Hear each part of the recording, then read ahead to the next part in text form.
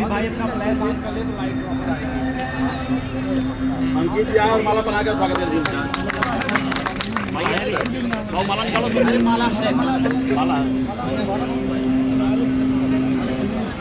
बोल दो जल्दी होगा।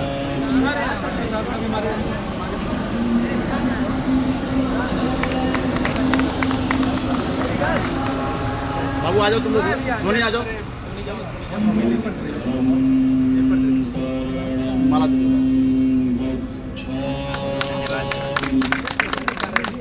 नीरज जी आप भी आ जाइए।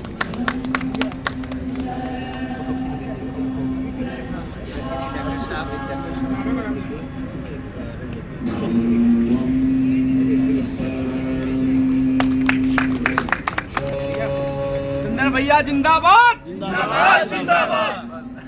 जय जय जय जय भीम, जय भीम जय जय जय जय भीम, जय भीम जय जय जय जय जय भीम, जय भीम। बाबा साहब अमर रहे, अमर रहे अमर रहे, बाबा साहब अमर रहे, अमर रहे अमर रहे, बाबा साहब अमर रहे, अमर रहे अमर रहे। भारतीय संविधान जिंदाबाद, जिंदाबाद जिंदाबाद, भारतीय संविधान जिंदाबाद, जिंदाबाद जिंदाबाद। जय जय जय जय जय भीम, जय भीम जय भीम। मैं एक साथ विश्वविद्यालय में आए हुए हमारे जौनपुर के जिला पंचायत सदस्य हैं और गाजीपुर के जिला पंचायत सदस्य रंजीत जी हैं, इंजीनियर नीतीश कुमार जी हैं, जिला पंचायत सदस्य राजा जी हैं। आप सबका मैं विश्वविद्यालय में हार्दिक स्वागत और अभिनंदन वंदन करता हूँ। डॉक्टर दिनेश सागर का भी विश्वविद्यालय में है। मैं एओडीएसयू परिवार की तरफ से हार्दिक स्वागत और अभिनंदन वंदन करता हूँ। ब्रिज किशोर जी हैं, मैं उनका भी हार्दिक वंदन स्वागत अभिनंदन करता हूँ। क्रांतिकारी पुस्तकालय मंत्री गाजीपुर श्रीकांत जी को मैं जोरदार तालियों से स्वागत करता हूँ। इंद्रसेन जी हमारे जिले के और हमारे बहुत ही करीबी इंद्रसेन जी का मैं विश्वविद्यालय में स्वागत अभिनंदन वंदन करता हूँ। आकाश वर्मा जी इलाहाबाद से मैं उनका हार्दिक वंदन अभिनंदन स्वागत करता हूँ। और तमाम ऐसे क्रांतिकारी साथियों का भी मैं अभिनंदन और जय भीम करता हूँ कि आप लोग आए और इस कार्यक्रम की शोभा बढ़ाए।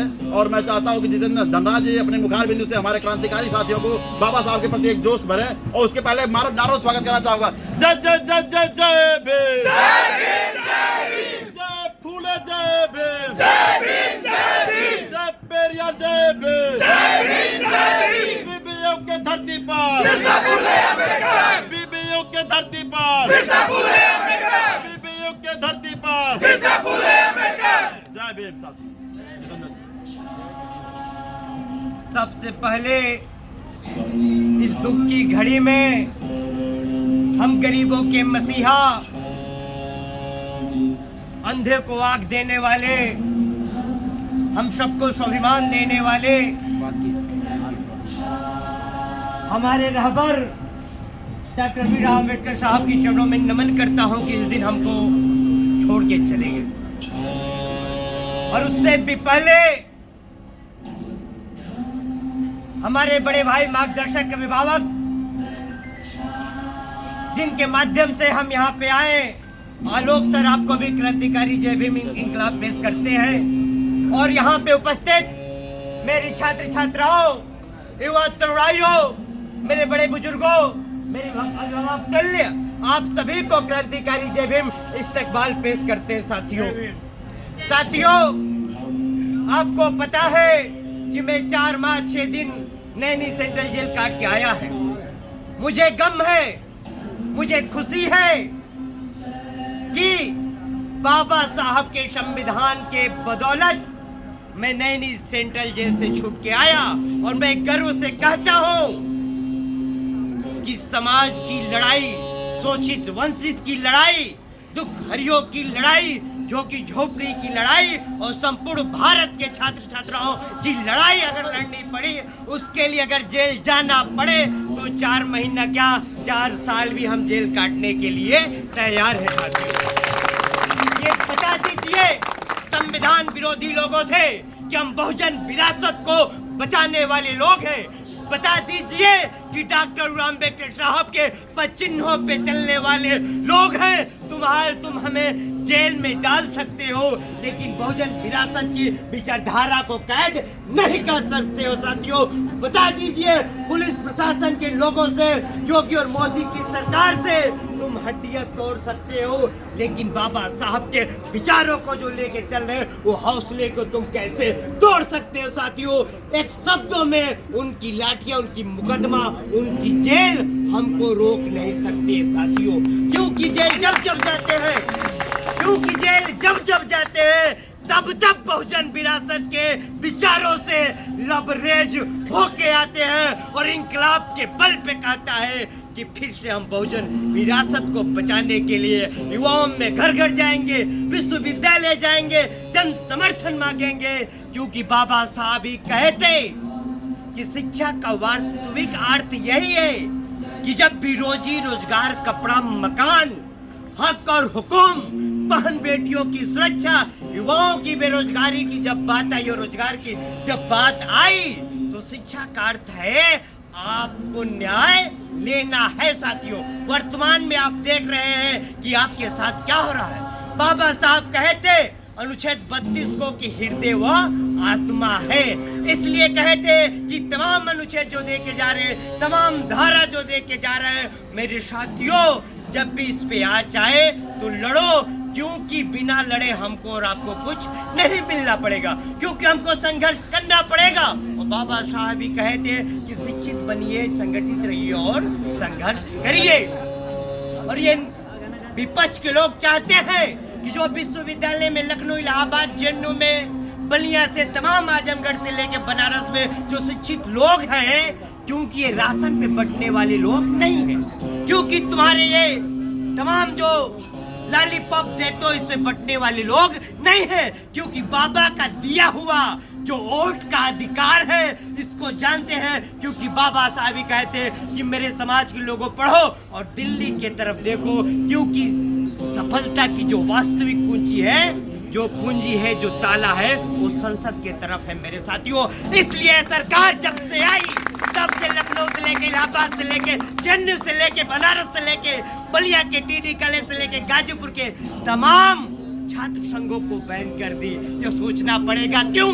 क्योंकि इसके बलबूते लड़के संसद में पहुंचते थे, विधान परिषदों में पहुंचते थे, क्योंकि इसको बंद कर दो, क्योंकि लड़ना भूल जाएंगे तो अपना अधिकार मांगना भी भूल जाएंगे। इस सरकार से इन लोगों को बता दीजिए कि तुम संघ का चुनाव बैन कर सकते हो, लेकिन बाबा साहब का दिया गया संविधान और जो किताब है उससे दिन प्रतिदिन जब भी मैं पढ़ता हूँ इनकलाब और बाबा साहब की विचार पैदा होती है, तुम रोक नहीं सकते हो। और कोई मैं पहली बार जेल नहीं, ये चौथी बार जेल गया। जब इनको पता चला, क्यों जेल भेजे? क्योंकि इलाहाबाद विश्वविद्यालय में भर्तियां होने वाली थी, हम लोग अवैध नियुक्तियां नहीं होने दे रहे थे, तब इनको यह आया कि कैसे भी फंसा के इनको भेजो। फीस वृद्धि आपको पता है कि 400 फीस वृद्धि की लड़ाई लड़ा गया, छात्र संघ बहाली की लड़ाई लड़ा गया।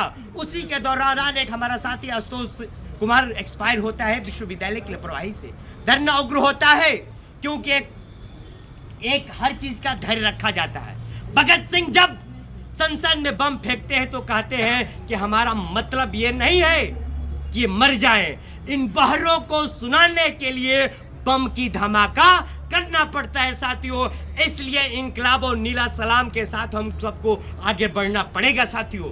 बस बहुत दुख के साथ यही कहते साथियों के दौर हुआ है कि हमको आपको बोलने नहीं दिया जा रहा, लेकिन एक बात कह के जाएंगे, राजनीतिक के बारे में सोचना पड़ेगा, इसलिए कि जो राजनीति आपको चलना तय करता है, जो राजनीति आपका खाना तय करता है, जो राजनीति हमारा और आपका भविष्य तय करता है, जो राजनीति हमारा और आपका फीस वृद्धि तय करता है, तो उस राजनीति को समझना पड़ेगा। क्योंकि डॉक्टर अम्बेडकर साहब कहे थे कि मैं संविधान दे के जा रहा हूं जो बहुत ही सुंदर, लचीला, कठोर है, अगर कहीं भी कमियां आई तो संविधान को सबसे पहले संविधान सभा में देने से पहले उसको मैं जलाऊंगा। लेकिन बाबा साहब ने कहा कि मुझे पूर्ण आशा और विश्वास है कि संविधान में कोई त्रुटि नहीं है, लेकिन संविधान को चलाने वाले लोग अगर बेहतर मिलेंगे तो संविधान बेहतर होगा। और अगर संविधान को चलाने वाले लोग गलत मिलेंगे, संविधान विरोधी लोग मिलेंगे, तो संविधान गलत होगा। इसलिए संविधान को तोड़ के मरोड़ के गलत तरीके से हमारे और आपके सामने प्रस्तुत किया जा रहा है साहब। और उनसे बताइए कि जो कौमें हैं, हम पढ़ने वाले लोग हैं, हम जानने वाले लोग हैं, वैज्ञानिक के तार्किक तौर पे समझने वाले लोग हैं, तुम्हारे अंधविश्वास में, तुम्हारे कैंडल जलाने में, थाली और ताली बजाने में हम विश्वास नहीं करते हैं, क्योंकि गौतम बुद्ध साहब के भी हम अनुयायी हैं साहब। बातें बहुत ही, लेकिन एक बातें कहा कि मैं विराम दूंगा। साथियों, हमारे मसीहा जो हम लोग कहते हैं कि बाबा साहब आपका मिशन अधूरा, हम सब मिलके करेंगे। सोचिए, हमारे मसीहा बातें करेंगे तो बातें बहुत होगा, लेकिन हमारे मसीहा कितनी आगे तक सोचते थे। वह आज 6 दिसंबर है, यानी 5 दिसंबर को रात को भी वह सोते सोते उनके जो चपरासी जो उनके साथ रहते, जो घर का देख रेख, उनको बुलाए और किताब एक लिखते थे। लिखते लिखते फिर कहें कि सुनो, हमको लग नहीं रहा कि मैं ज़्यादा दिन जी पाऊंगा। 5 दिसंबर की रात है। उन्होंने कहा कि उन सभी अनुयायियों को बताना कि अगर मैं चला भी जाऊं तो जो कारवां मैं यहाँ तक लेके आया हूँ, अपने लोगों से कहना कि कम से कम इस कारवां को पीछे ढकेल ले मत देना। उसके अगले दिन 6 दिसंबर को बाबा साहब का परिनिर्वाण होता है साहब। सोचिए, वर्तमान में हमारा कारवां कितना पिछड़ता हुआ जा रहा है साथियों, क्योंकि हमको त्याग और तपस्या डॉक्टर बी आर अम्बेडकर साहब वाला लाना पड़ेगा। हमको संघर्ष माननीय मसीहा कांशीराम साहब वाला लाना होगा। मेरी बहनों, हमको वह समर्पण ज्योतिबा फूले वाला लाना पड़ेगा, और तमाम बहुजन विरासत वाले त्याग, समर्पण, धैर्यता, हिम्मत लाना पड़ेगा साथियों। बस एक ही शब्द कहूंगा कि आपका भाई, आपका छोटा बेटा सदैव बहुजन विरासत को बचाते बचाते आगे बढ़ता जाएगा। अगर मैं मर भी जाऊं तो कोई गम नहीं है, क्योंकि मुझे गर्व होगा कि मैं बाबा साहब का अनुयायी हूं। बाबा साहब को कारवां को कम से कम हम बढ़ाते बढ़ाते हम आगे बढ़े साथियों। और आशा नहीं, पूर्ण विश्वास से कहते हैं मेरे भाइयों, आपका छोटा भाई, आपका दोस्त हूँ, एक नॉर्मल परिवार से बिलोंग करता हूँ। जब भी जहाँ पुकारेंगे, आपका बेटा, आपका भाई जितेंद्र धनराज सदैव हाजिर रहेगा। कहेंगे क्यों? क्योंकि बहुत अच्छा लगता है, हम अपने अम्बेडकरवादियों के साथ चलते हैं। बहुत सुकून मिलता है जब बाबा साहब की कारवां को आगे बढ़ाते हैं। जेल में भी थे तो क्या लाइब्रेरिया थी, वहाँ पढ़ा गया, बेचारे मजबूत हुआ। हम जेल में भी तो क्या हुआ, वहाँ पे भी अम्बेडकर की बात करते थे। जेलर से लेकर अधीक्षक, जो मनवादी के लोग, वो भी बेचैन हो गए थे कि जितेंद्र धनराज कितना जल्दी जेल से छूट के चला जाए, क्योंकि सबसे ज़्यादा भ्रष्टाचार कहीं है तो वो जेल में है। और जेल में इसलिए है क्योंकि वहाँ मीडिया अलाउ नहीं है, वहाँ आपका फ़ोन अलाउ नहीं है साहब। सबसे झट्टा भ्रष्टाचार है तो वो जेल में है। हम कहीं भी रहेंगे, हम लहू और दीपक बाबा साहब का जलाते रहेंगे साथियों। इसलिए हम लोग जहाँ भी रहेंगे बाबा साहब की विचार की बात करते रहेंगे। तभी मैं कहता हूँ कि बाबा न होते तो हम न होते, बाबा न होते तो हम न होते, होता ना ये जमाना। बाबा साहब अगर आप ना आए होते तो कैसे होता हम गरीबों का गुजारा, कैसे होता हम गरीबों का गुजारा।